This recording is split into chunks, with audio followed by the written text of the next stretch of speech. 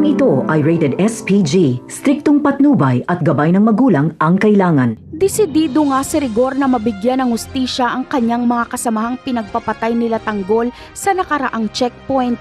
Sa pag-iimbestiga nila ni Mando ay lumabas na nakapangalan daw kay Divina ang mga sasakyan na checkpoint.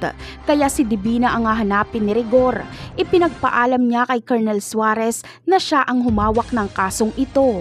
Pero dahil protektado si Divina ni Suarez ay nagalit si Suarez. Ayon sa kanya ay dapat daw ang inaasikaso ni Rigor ay ang kaso nito na isinampa ni Tinding. Nagalit si Rigor at sinigawan si Suarez.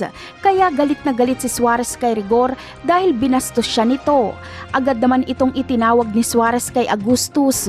Kaya gagawa sila ng paraan para masibak si Rigor. Mamadaliin nila ang internal affairs na mahatulan agad si Rigor para masibak at makulong na ito.